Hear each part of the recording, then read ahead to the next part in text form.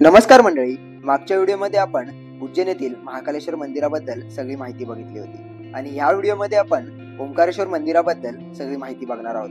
त्यामुळे हा व्हिडिओ शेवटपर्यंत नक्की बघा। चला तर मग आपल्या ओंकारेश्वर यात्रेला सुरू करूयात। बोला जय ओंकारेश्वर।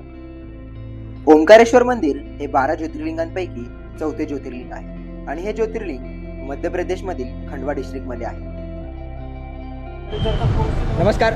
तर आता आपण उज्जैनवरून ओंकारेश्वरला निघालो आहोत आणि ही आमची बस आहे। या बसने आम्ही ओंकारेश्वरला चाललो आहोत। उज्जैन ते ओंकारेश्वर हे अंतर 140 किलोमीटरचे आहे आणि यासाठी आपल्याला 5 ते 6 तास लागू शकतात। उज्जैनवरून ओंकारेश्वरसाठी बसने यायचं असल्यास 200 ते 300 रुपये तिकीट आहे।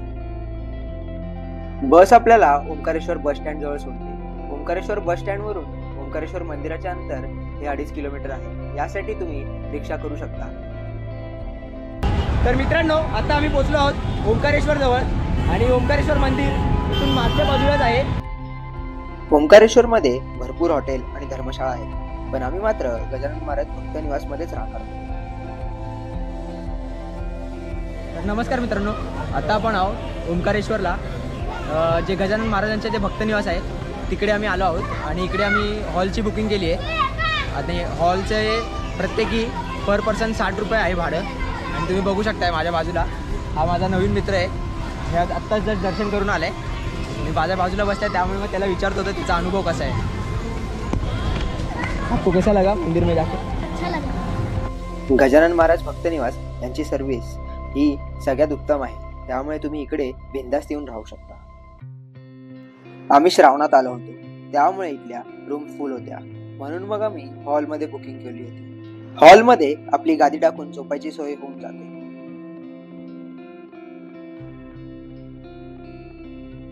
भक्त निवास मध्ये प्रसादालय आहे, इकडे आपण 40 रुपयात पोटभर जेवू शकतो। नमस्कार मित्रांनो, तर आता सकाळचे 3 वाजलेत आणि आता आम्ही चाललो आहोत ओंकारेश्वराला।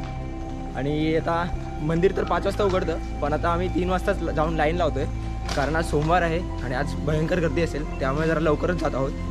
आता बघूयात दर्शनाला किती वेळ लागतो। तर आता आम्ही मंदिरात पोहोचत आहोत।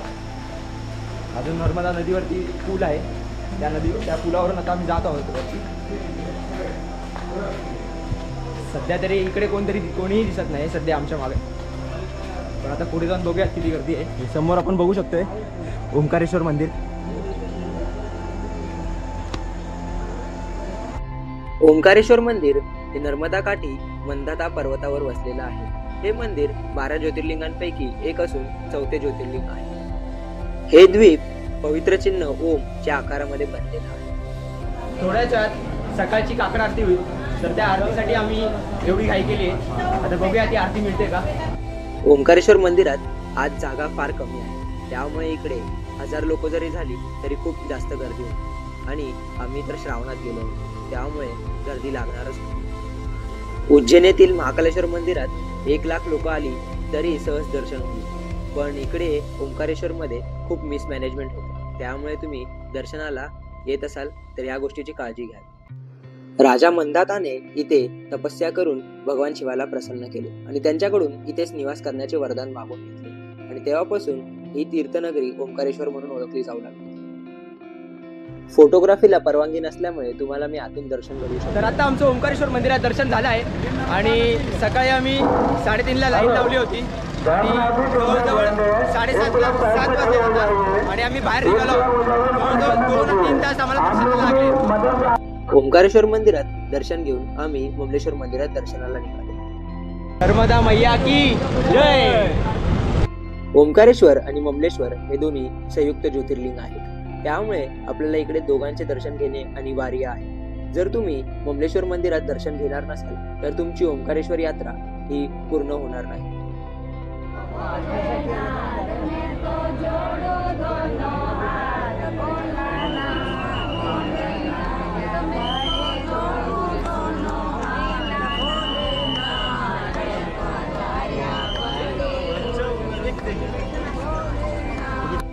ममलेश्वर मंदिरापासून खाली घाटाकडे गेल्यावर आपल्याला या गोमुख घाटाचे दर्शन घडते। सध्या पावसाळा सुरू असल्यामुळे इथले गोमुख पाण्याखाली होते। तुम्हाला जर घरी नर्मदाचे जल घेऊन जायचे असेल तर इथल्या गोमुख घाटातून नक्कीच घेऊ शकता.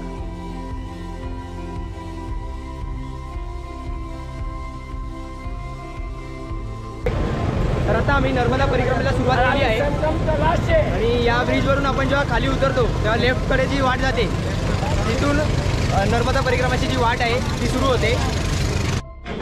तर आत्ता आपण आहोत नर्मदा परिक्रमेचा जे मार्ग आहे त्या वाटेवर आपण आहोत आता. खरं तर या परिक्रमा म्हणण्यापेक्षा ह्याला ओमकार हा जो ओम पर्वत आहे या पर्वताला प्रदक्षिणा म्हटली पाहिजे. कारण हा जो ओंकारेश्वरचं जे मंदिर आहे ते ओम पर्वतावर वसलेलं आहे आणि जेव्हा आपण हा पर्वत वरून बघतो तर तो ओमच्या आकाराचा दिसतो, त्यामुळे या मंदिराला ओंकारेश्वर असं नाव पडलं आहे. या नर्मदा परिक्रमेत आपल्याला असंख्य मंदिरं लागतात. त्यातलेच हे पहिले मंदिर म्हणजे नर्मदा मातेचं मंदिर.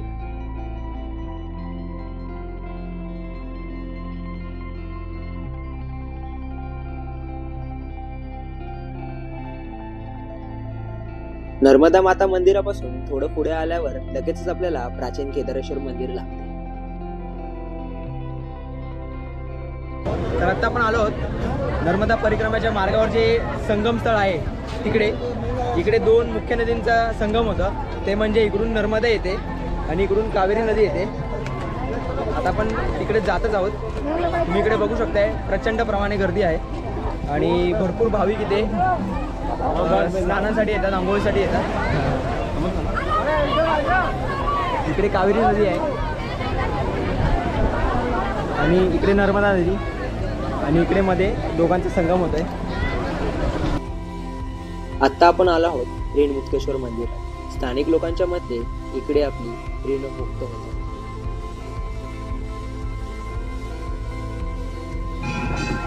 तर तुम्ही जेव्हा कधी ओंकारेश्वरला याल तर ओंकारेश्वरचं मंदिर, मामलेश्वर मंदिर आणि ही नर्मदा परिक्रमा ही आपल्याला करायलाच हवी.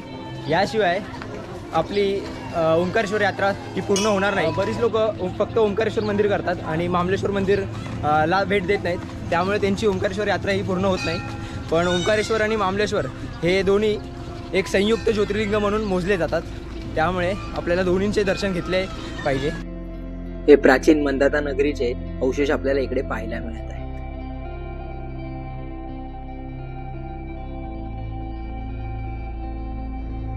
आत्ता आपण आलो आहोत गौरी सोमनाथ मंदिरात. या मंदिराला मामा भांजा मंदिर म्हणून देखील ओळखले जाते.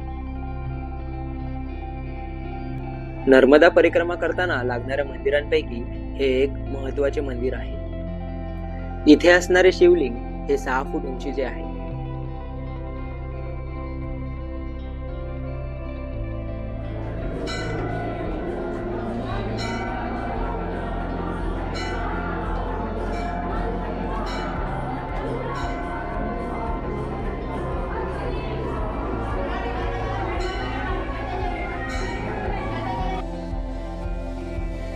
गौरी सोमनाथ मंदिराच्या थोड्याच पुढे आपल्याला हे पाताळी हनुमान मंदिर पाहायला मिळते.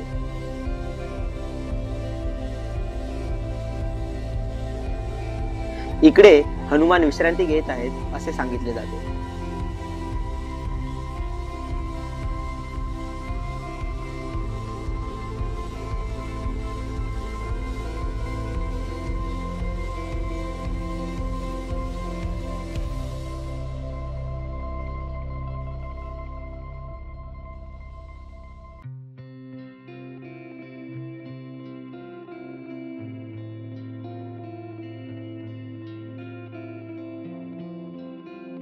परिक्रमेच्या शेवटच्या टप्प्यात लागणारे हे सिद्धनाथ मंदिर.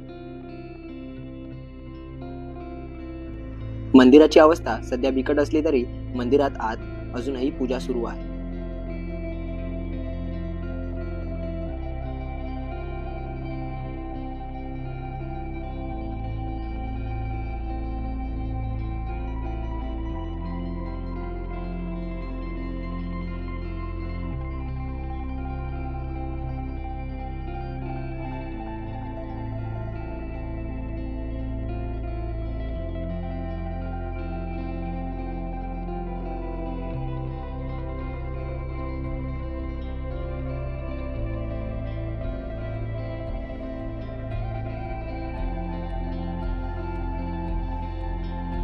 सिद्धनाथ मंदिरातून थोडं पुढे चालत आल्यावर आपल्याला ओंकारेश्वर डॅमचे हे सुंदर दृश्य बघायला मिळेल.